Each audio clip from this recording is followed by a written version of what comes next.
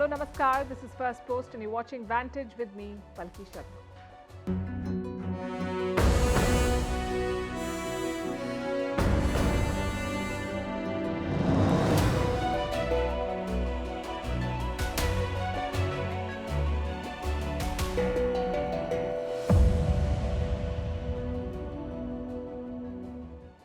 China is suffering from an economic long COVID.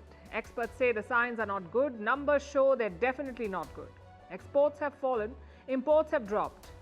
Debt levels are high, and the government's solution to this crisis is ideology. They're teaching the Xi Jinping thought to China's bankers. Meanwhile, the rest of the world is bracing for a food crisis. Climate change and conflict have hit supplies. Major producers like India and China are registering lower output. Prices are rising the world over. In Europe, Poland and Lithuania are bracing for conflict. Wagner forces are conducting drills on their border. The Taliban want to unleash suicide bombers to settle a water dispute. India will investigate the mysterious Havana syndrome. America wants to celebrate India's Independence Day as National Day of Celebration. And air pollution is making antibiotics useless. What does it mean and why should you care? We'll discuss all of that. The headlines first. Niger's coup leaders remain defiant. They name Ali Mehman Zen as their new prime minister. He previously served as the finance minister. A US diplomat meets with the coup leaders but makes no headway. Deposed President Mohamed Bazoum is still in detention. Pakistan's government reaches consensus on who will be the caretaker prime minister, but the name is being kept under wraps. Prime Minister Shehbaz Sharif is expected to meet the National Assembly opposition leader to finalize the name. There is just one day left before the dissolution of the National Assembly of Pakistan. Beijing drafts rules for use of facial recognition data. Firms must get consent before collecting personal information, but the rules don't apply to some bodies. The regulations will come into effect from September. China is among the most surveilled countries in the world. Typhoon Khanun brings heavy rains to Japan again. Hundreds of flights cancelled, bullet trains partially suspended. Last week, the storm battered Okinawa, killing at least 2 people and injuring more than 100. Typhoon Khanun is headed for South Korea next. And the Amazon summit begins in Brazil. 8 South American countries are attending the 2-day summit. The focus is on finding solutions to save the damaged Amazon, the world's largest rainforest. It is the first summit in 14 years for the 8-nation group that shares the Amazon basin.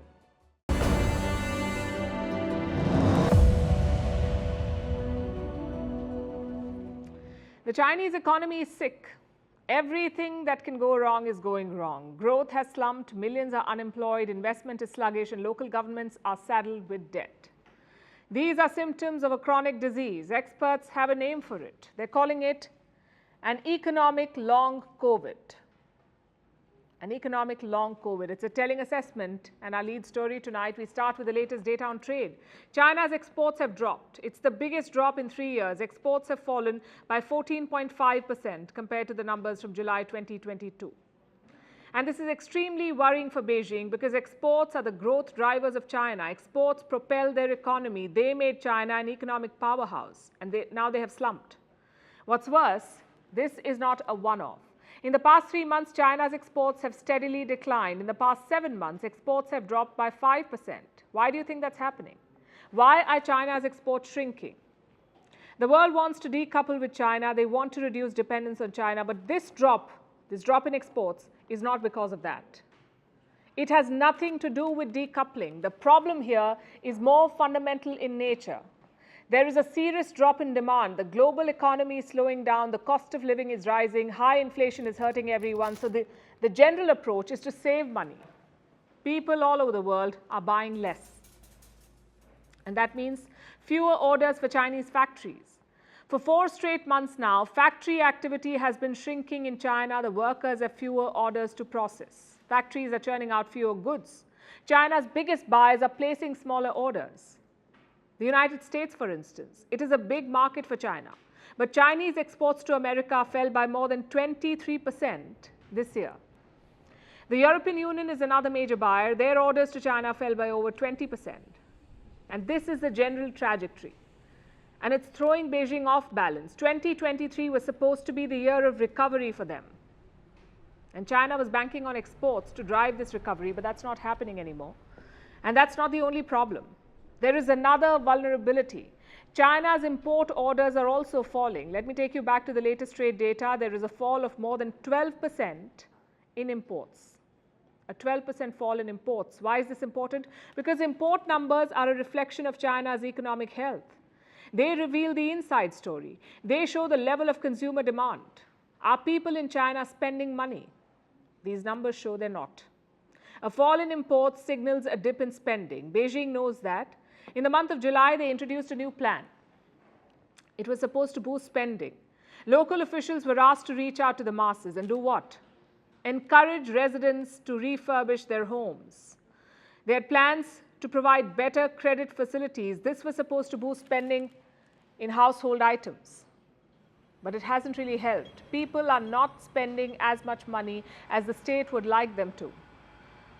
They're keeping their savings in banks. Look at some numbers from the month of January. This is an assessment on Chinese banks on their liquidity. How much cash do they have in deposits? Trillions of dollars.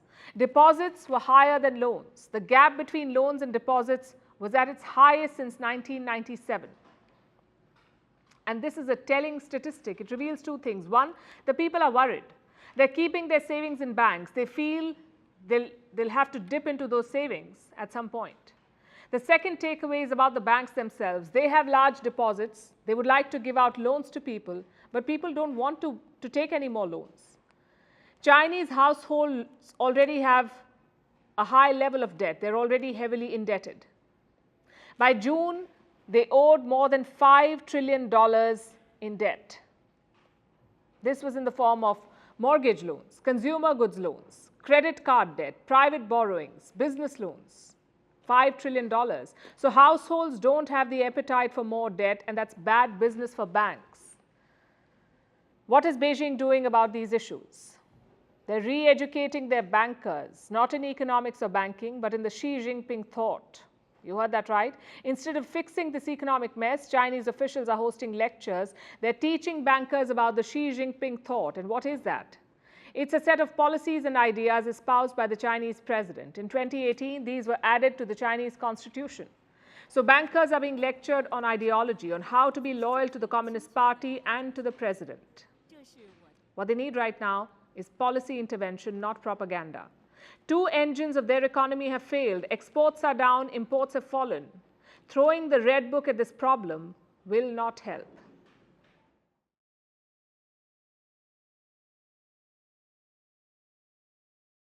Something strange happened last week. The United Nations Security Council held a special meeting. It wasn't about Russia's war. It wasn't about the coup in Niger. It wasn't about any conflict. This meeting was about food security. Now, when the Security Council discusses food, you know it's a big problem. Just how big? Let me tell you. Around 780 million people in the world are hungry. 780 million are hungry. That's 1 in 10 people. They don't know where the next meal is coming from. Around 345 million people are facing acute hunger. That's borderline starvation. This number has doubled since 2020. And of these people, around 49 million are on the brink of famine. These are unprecedented levels. The World Food Programme was set up in 1963. Since then, global hunger has never been this high. So why now? Well, one reason is the population. When overall population rises, so does the hungry population. But that alone is not causing this. Two man-made problems are fueling this crisis: conflict and climate change. Around 70% of the hungry population lives in regions affected by war, places like Yemen, Congo, Chad, Niger. It's a fact of life. Where there is war, there is hunger. And the war in Ukraine is making things worse. Ukraine makes up around 10% of global wheat exports, plus around 15% of corn exports. Most of this went to the developing world, but it's not going there anymore. Last month, Russia withdrew from the Black Sea grain deal. They've stopped Ukraine from exporting food, and this is the result: a resurgent food crisis. Wheat prices are up nearly 10%. Millions of tons of wheat are stuck in Ukraine. Think about how absurd that is. 780 million people are hungry, yet wheat is just rotting away because of war. That's one problem. The second cause is climate change. 2023 has seen some of the worst heat waves. Last month, July, was the hottest on record. This erratic weather is affecting output. Wheat yield is expected to fall around 20% in the next 2 decades and around 40% by 2080. So our population is rising, but our food production is falling. Obviously, that is bad news. These two factors have forced countries to take drastic calls. India, for example, we've banned the export of 2 important grains, wheat and non-basmati white rice. Both decisions were crucial. India makes up around 40% of global rice exports. That's around 22 million tons. A big chunk of that is non-basmati white rice. Imagine that supply disappearing overnight. The effects are already visible. Rice prices are up almost 20% compared to January. It's the highest level since 2011. So here's the bottom line. Climate change is reducing our output. War is affecting our supply lines. If you add these two, what do you get? A global food crisis, that's what you get. If you produce food, you can escape this somehow. Like India or the United States, you can control your exports and keep more to yourself. But that's a luxury. More than 130 countries are net importers of food, meaning they buy more than they sell.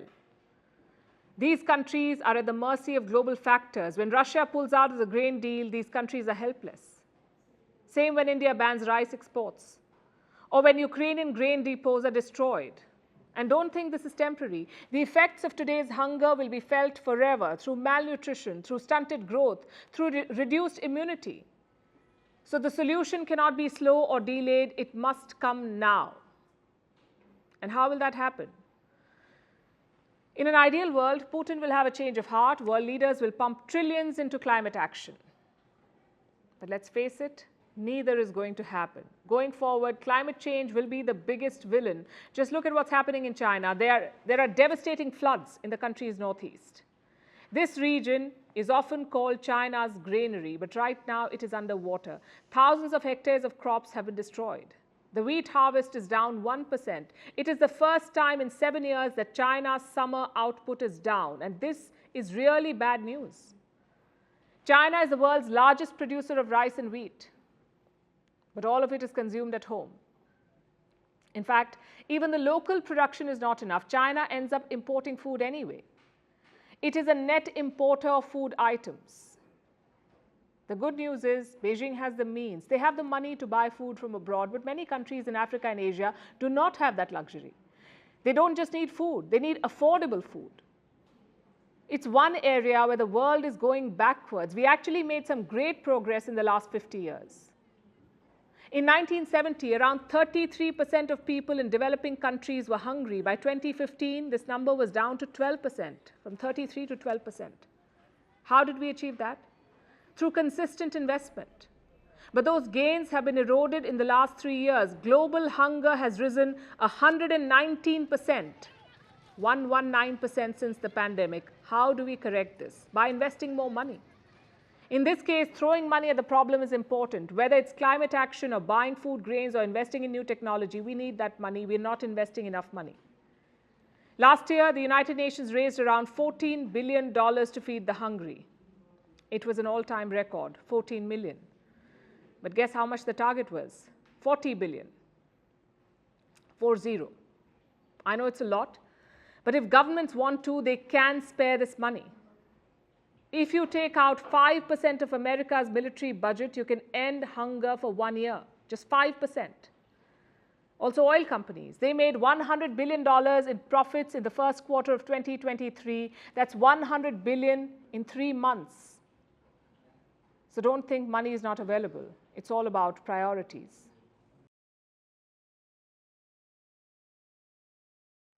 Now let's tell you about an old mystery that is back in the headlines. It is called the Havana Syndrome. We live in a world full of mysterious phenomena, the Bermuda Triangle, the Loch Ness Monster. They capture the public imagination, but nothing beats the Havana Syndrome. It has diplomatic intrigue and a dash of paranoia. And what exactly is it? Well, the term Havana Syndrome was first coined in 2016. Havana as in the capital of Cuba. The first case was detected there, hence the Havana Syndrome. It was used to describe a series of unexplained health incidents. They started at the American embassy in Cuba. Now, the symptoms are no laughing matter, even though they sound like a classic hangover: headache, dizziness, and some cognitive issues. The embassy staff said they heard strange sounds.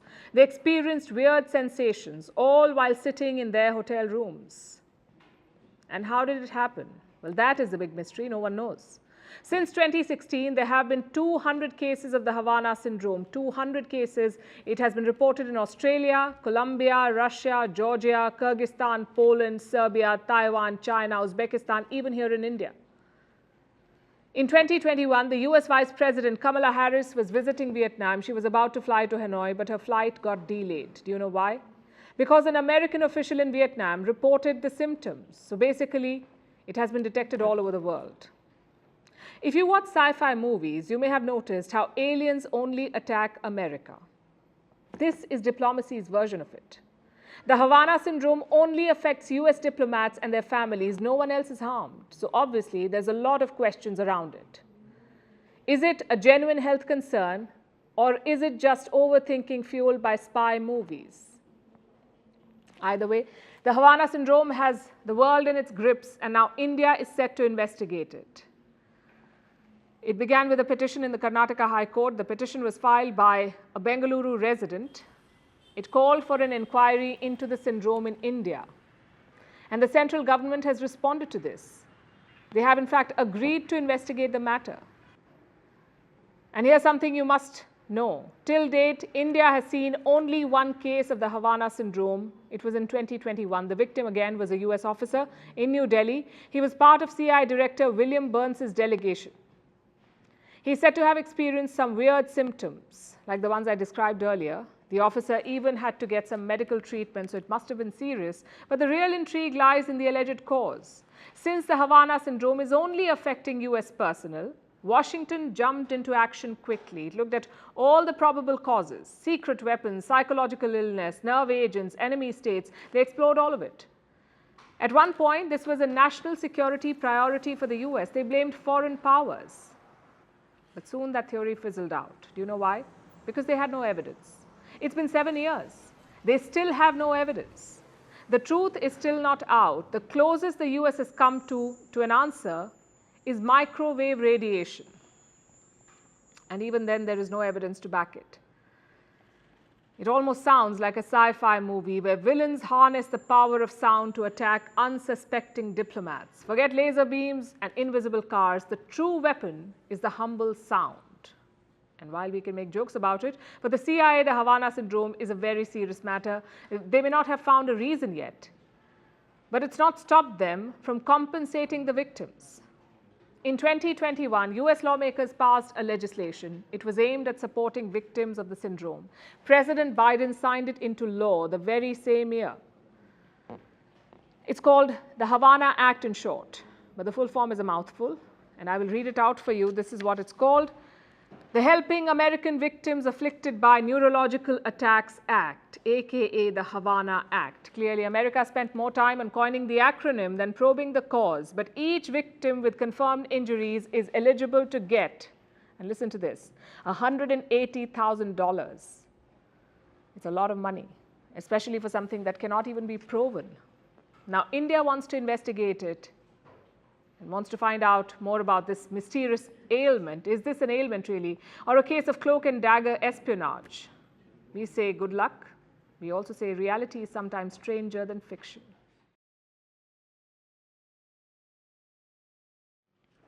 And speaking of secrets, what is on Vladimir Putin's mind? Will the conflict in Ukraine spill over?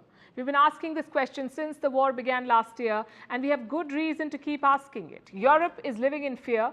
The Wagner forces are in Belarus. Today they began fresh drills. Do you know where? Wagner drills are happening near the border with Poland and Lithuania. So leaders of both these countries are worried. They've increased border security, and they say they're bracing for more Russian provocations. So is a fresh escalation on the cards? Our next report explores.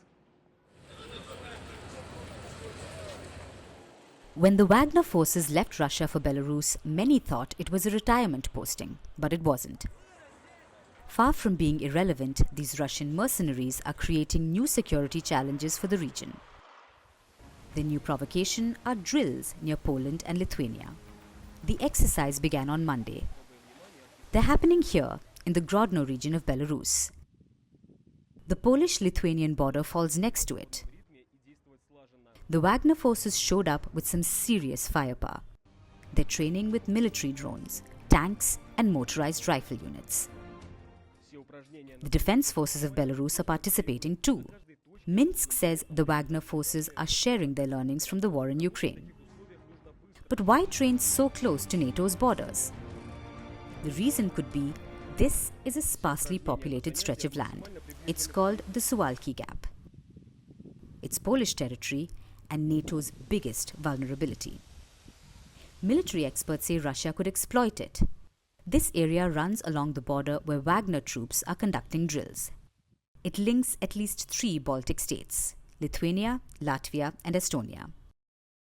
There are fears that Russia might try to seize the Suwalki Gap, turn it into a potential flashpoint, and cut off 3 Baltic states from Poland and other NATO members. Warsaw recognizes the risk. Today, the Polish Prime Minister visited the Suwalki Gap. He was accompanied by the Lithuanian president. Poland feels Wagner wants to destabilize NATO's eastern flank. This is what provocation is about. This is what intrigue and plotting on the part of Putin and Lukashenko is about.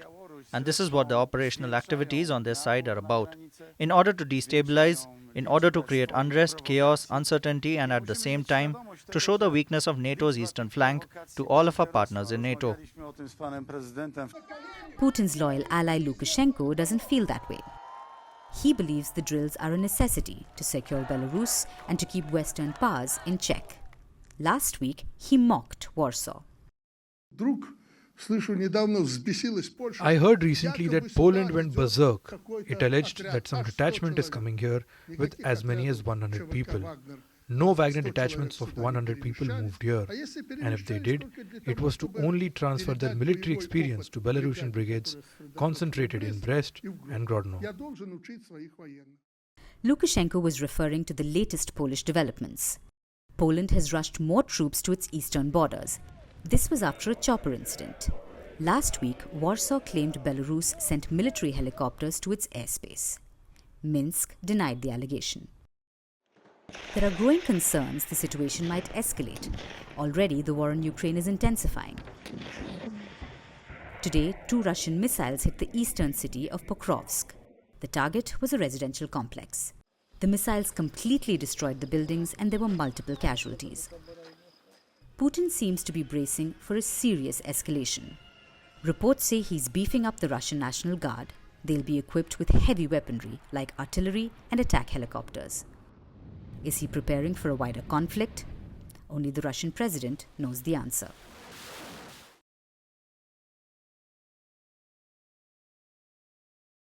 Tensions are also rising in the Gulf. The United States has deployed soldiers to the region, around 3,000 soldiers to be precise. They arrived on board 2 warships on Sunday, the USS Bataan and the USS Carter Hall. One is an amphibious assault ship, the other is used for dock landing. Both vessels sailed into the Red Sea on Sunday. But what are they doing there? Countering Iranian aggression. Iran has been capturing oil tankers in the Gulf. How many? Around 20 in the last 2 years, according to Washington. So the US and its allies are worried. Oil prices are already high. The last thing they want is a tanker seizure. So what did Joe Biden do? He flexed his military muscles. He sent thousands of soldiers and multiple fighter jets to the region. Reports say the plan is to escort commercial tankers. How does that work? You deploy US Marines or soldiers on these ships. You raise the stakes for Iran. If they seize or attack these tankers, they could hurt American troops or worse, kill them. So the hope is that the escort will deter Tehran. And what is Tehran saying?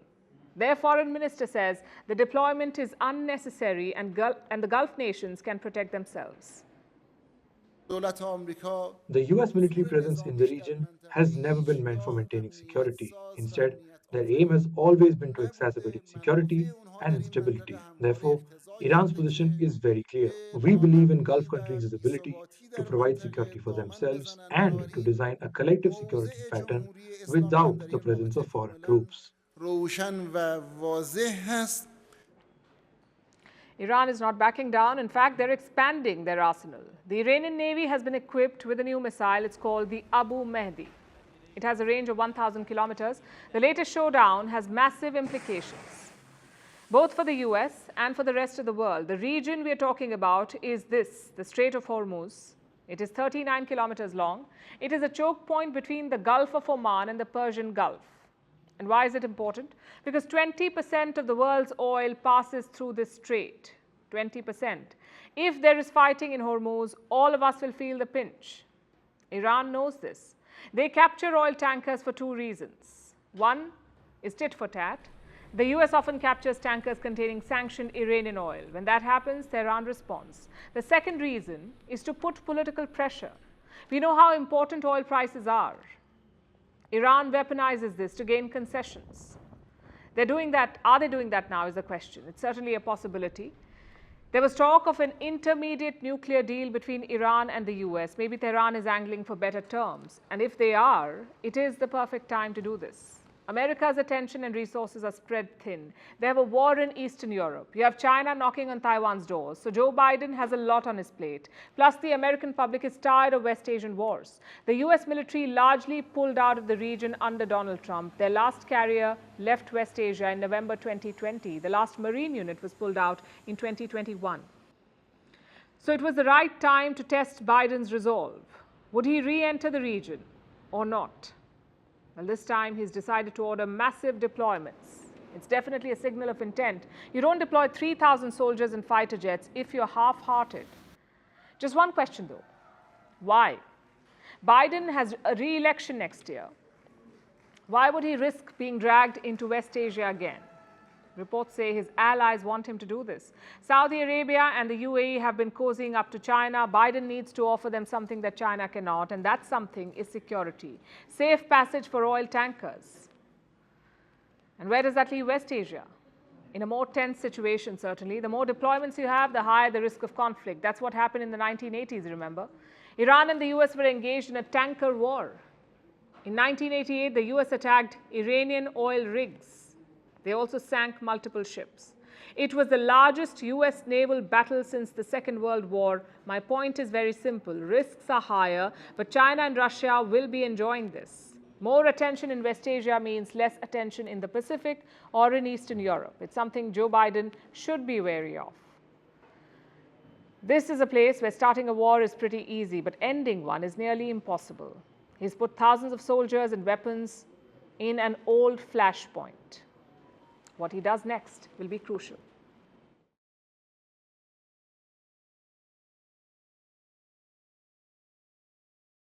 US-Iran relations going downhill is quite standard. On the other hand, American ties with a different Asian nation are on the rise. We're talking about India. Washington has been quite keen to solidify this friendship with New Delhi.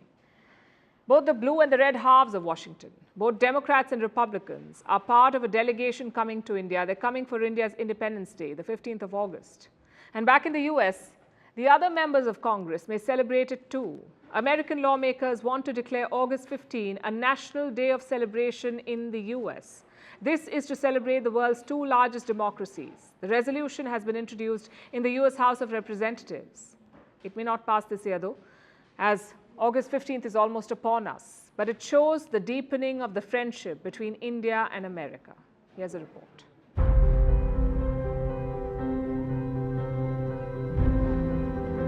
A week from now, India will celebrate its Independence Day.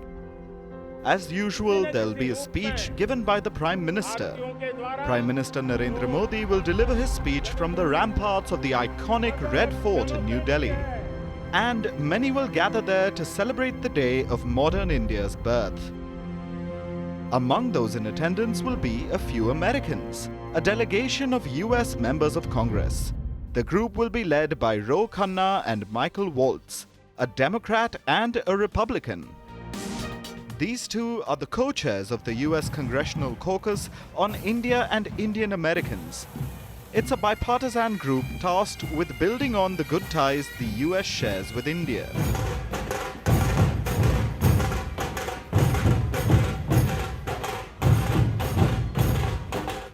Khanna and Waltz have decided to commemorate the friendship by coming to India to celebrate the country's Independence Day. They'll be joined by Representatives Deborah Ross, Kat Kamak, Jasmine Crockett, Rich McCormick, Ed Case and Sri Thanedar. So, 8 members of Congress in total will attend the celebrations, 5 Democrats and 3 Republicans, which shows bipartisanship in an increasingly divided America. It seems one thing both Republicans and Democrats still agree on is India. The need for the world's oldest democracy to foster ever better ties with the world's largest democracy.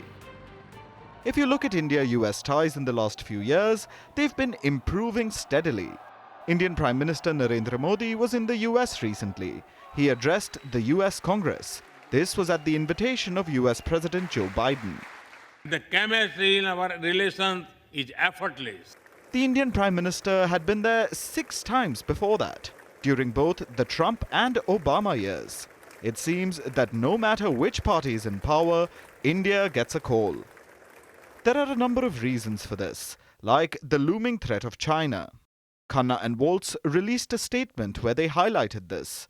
They said, "We firmly believe that the US-India relationship will shape the 21st century and play a crucial role in upholding multipolarity in Asia while preventing the dominance of any single power such as China." So, containing China is one reason for the India-US friendship. But another big factor is the Indian diaspora. Indian Americans have taken on the mantle of model minority. They've risen through the ranks in every field, left a mark in business and politics and everything in between. Representative Ro Khanna himself is a good example. He's represented California's 17th district since 2017. The US delegation also has another Indian American member we should talk about, Sri Thanedar. He's a House representative from the state of Michigan.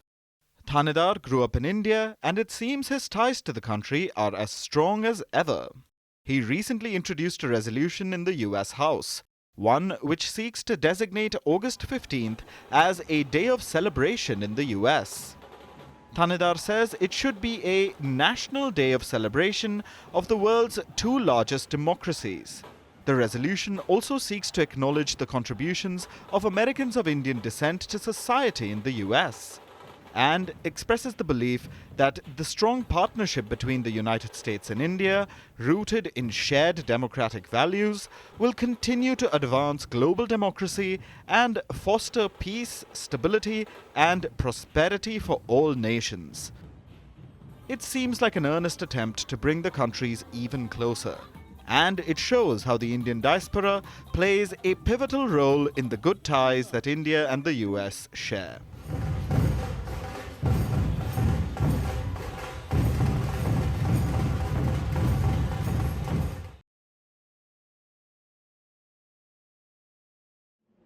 When I say Andaman and Nicobar Islands, what comes to mind? If you're an Indian, I can guess. A remote chain of islands, beautiful beaches, maybe even water sports. But what about marine warfare?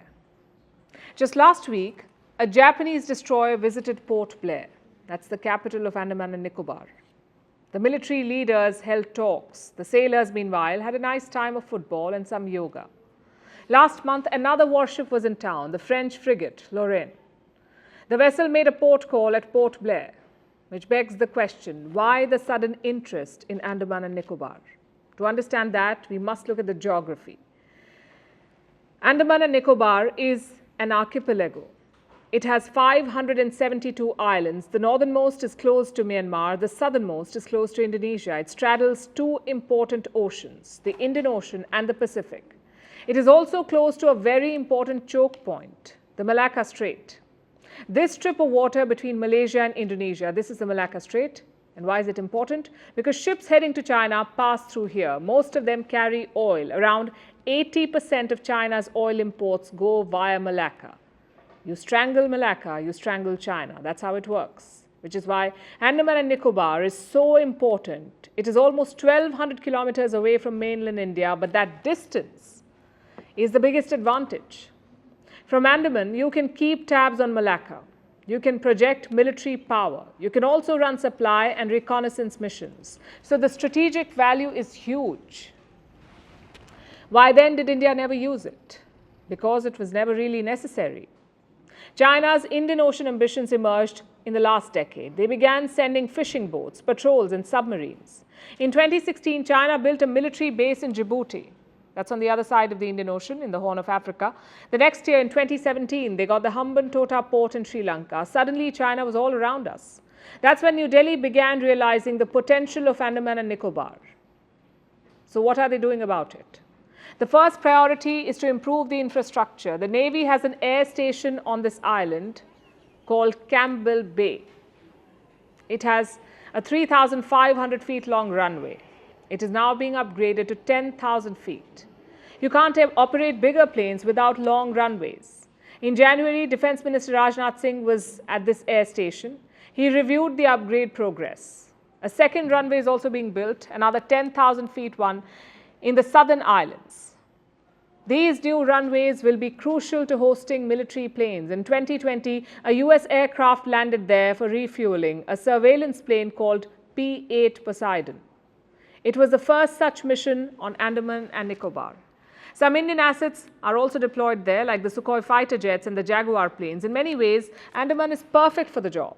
It is the only place in India with a joint command. And what does that mean? All three services of Indian military operate under a single leadership there. The Army, the Navy, the Air Force. All these assets report to a single command. In the mainland, that's not the case. Each service reports to its own leadership. Experts say joint commands are better in the long run. There is more synergy, more clarity. Andaman and Nicobar already has that. This year, a major joint military exercise was held there. It involved the Army, the Navy, the Air Force, and the Coast Guard. So the thought process is right, and it's not just military investments. Civilian infrastructure is also getting a boost. The government says it has invested 30,000 crore rupees in the last decade in Andaman and Nicobar. The plan is to invest another 10,000 crores. A transshipment hub, an international airport, a solar power plant are all in the works. Other countries are also investing, by the way. Japan, for example, is funding a power project. Quick side note, Tokyo actually captured Andaman and Nicobar in 1942. This was during the Second World War. They realized the strategic importance even then, 1942. Almost 80 years later, the world is also realizing the same thing. They're calling Andaman and Nicobar an unsinkable carrier, a formidable outpost to counter China. But words alone are not enough. The islands need major military upgrades to serve such a purpose. More military assets, more surveillance tech, more infrastructure. If not, it's a waste of strategic value. And now let's move from sound military strategies to absolutely absurd ones. The Taliban are amassing troops at the Afghanistan-Iran border. This comes amid heightened tensions between the two nations. The cause is a water dispute. The unusually high temperatures caused by global warming have led to water issues in both these countries, Afghanistan and Iran, and they're quarreling over water sharing. The countries have already traded barbs, even seen a few border skirmishes, but now things seem to be escalating. The Taliban have sent thousands of fighters to the border, and reports say there are hundreds of suicide bombers with them. Yes, suicide bombers. Clearly, old habits die hard, but seriously, what are the warlords in Kabul thinking? A water dispute requires negotiation and diplomacy to solve, not suicide vests. How can they expect to be taken seriously if their go-to strategy is to blow up both sides? Our next report brings you more details. The Taliban are at it again, preparing their suicide bombers for a mission. But this mission is a bit unusual. It isn't just about causing terror. It's also about resolving a water dispute. Yes, all of us in the rest of the world must have got it backwards. We resolve water disputes by sending our diplomats to the field. We spend years chalking out water treaties, making sure all parties sit at the table and work out a deal that benefits everyone. It seems the Taliban would rather just blow up the negotiating table and their fighters along with it. Welcome to the wild world of suicide bomber diplomacy. Let's first look at how we got here. This is the Afghanistan-Iran border region. This river passes through it. It's called the Helmand in Afghanistan and the Hirmand in Iran.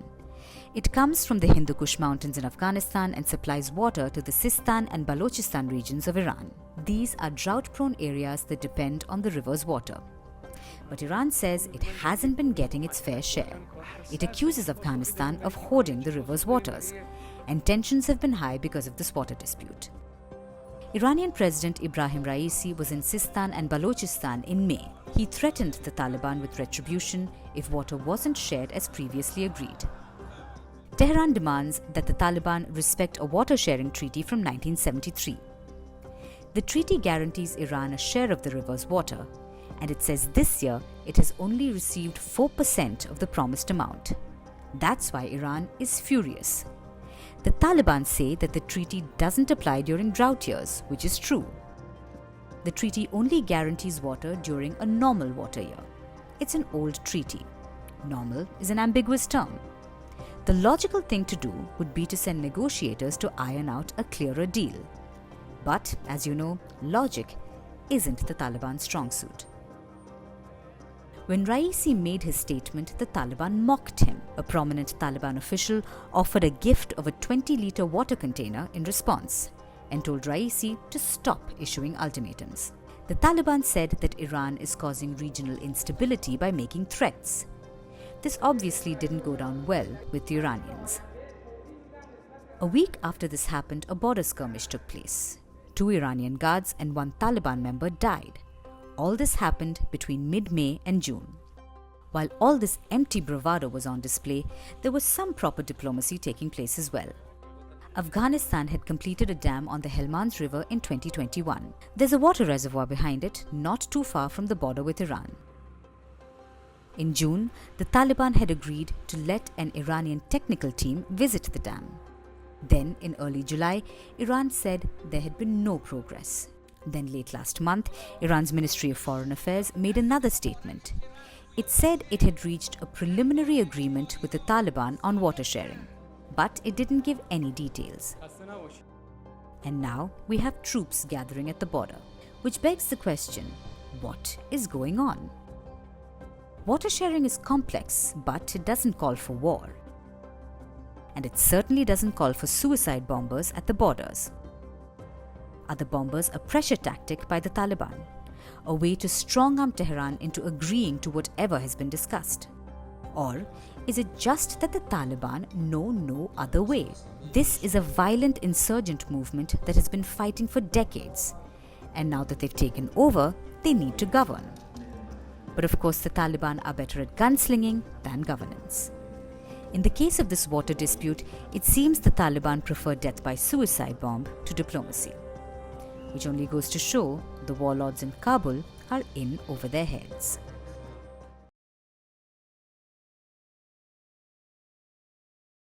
And before I begin my last story, let me ask you, have you ever gotten food poisoning? What about a skin infection or bacterial pneumonia? And trust me, this is not an uncomfortable doctor's appointment. I'm simply mentioning commonly occurring bacterial infections. Chances are you've caught one at least once in your life. And what happened next? If a standard drill was followed, doctors probably prescribed antibiotics. After all, antibiotics are life-saving drugs. But what if I told you soon these drugs could stop working? They won't help. Some doctors say it's almost inevitable. And there's a surprising reason why. It's the air you breathe. Polluted air is raising antibiotic resistance among people, no matter their age, no matter where they live. A new global study is out. It recorded data from 166 countries. It says antibiotics are under threat due to air pollution across the world. More germs, like bacteria, are winning the fight. They're defeating the medicines designed to kill them. So antibiotic resistance is on the rise, meaning a wide range of new problems. Infections could go untreated. Even minor injuries could become life-threatening. Many surgeries will not happen because antibiotics may not be able to prevent later infections. The quality of air has always been linked to antibiotic resistance, in fact. It wasn't a cause for alarm, though. People usually resist antibiotics due to misuse or overuse. But now air pollution is getting worse, thanks to road traffic, industrial fumes, coal, wood burning, you name it. So the link between antibiotic resistance and poor air is growing stronger. With every 10% rise in air pollution, antibiotic resistance grows by 1%. It doesn't sound like much, but it is a big problem. It's one of the fastest growing threats to global health. It already affects 7 billion people. It kills more than 1 million people every year. They don't respond to antibiotics, 1 million people every year. If the air quality does not improve by 2050, about 10 million people will die annually. And apart from the human cost, there's going to be an economic cost. Costs could rise sharply, prices would rise sharply due to antibiotic-resistant infections. More and more people would live with untreated infections, and this will hurt poorer nations more. North Africa, West and South Asia face the biggest threats. And this is over and above the harm that toxic air is already causing. You feel like you're choking when you take the face mask off. Something bad feels in the air. The air quality has significantly deteriorated in last several years. I wish as few children as possible would use inhalers. I have been using one for years now, and each time I come to Serbia, my condition gets even worse. Air pollution is the single largest environmental risk to public health. Again, some have it worse off than others. The Indian capital of Delhi is the most polluted city in the world. Living here reduces your lifespan by 10 years. Some other most polluted cities are in Nigeria, Peru, Bangladesh, Indonesia and Pakistan. But air pollution is a worldwide problem. For every 1,000 people alive on earth, 973 are regularly inhaling toxins. The science and evidence are clear. Air pollution causes heart disease, asthma, lung cancer, even disability and death. And it can be very harmful even for babies. Look at this data. Pollution causes premature birth of 6 million babies every year. It leads to 3 million underweight babies and 1 million stillbirths. Also the death of 500,000 newborns. The numbers are devastating. This is what toxic air is doing to our world. It harms us, the babies that are not even born yet. And now it is rendering our medicines useless. It is the breath of death. It follows us everywhere we go. There is no hiding. So about time we stopped running and try to tackle this problem. And now it's time for Vantage Shots, images that tell the story. The Indian Space Research Organization, or ISRO, has released images of the moon captured by Chandrayaan-3. In Australia, a space object lit up the sky above Melbourne. The Australian Space Agency said it is a remnant of a Russian Soyuz 2 rocket re-entering the Earth's atmosphere. And people usually keep dogs to chase away burglars. But what happens when the dog is irresistibly cute? A burglar in the United States faced a similar situation. He paused the burglary to sneak in a cuddle session. You have to see what happened next. And finally, what makes the 8th of August significant? On this day in 1942, the father of India, Mahatma Gandhi, launched the Quit India movement. It was a civil disobedience movement aimed to end the British rule in India. The British resorted to violent means to thwart this movement, but it initiated widespread acts of non-cooperation. We leave you with that. Thank you for watching. We'll see you tomorrow.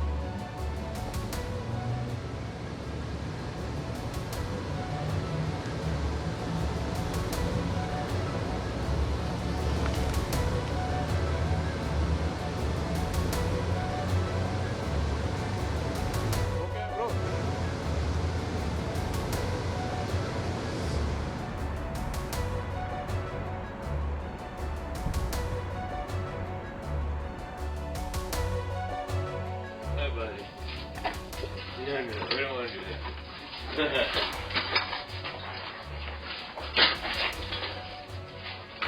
All right. Be good. Because you're so cool. Come here. Because you're the coolest dog I've ever known. I love you too. You're a sweetheart. How about you come home with me?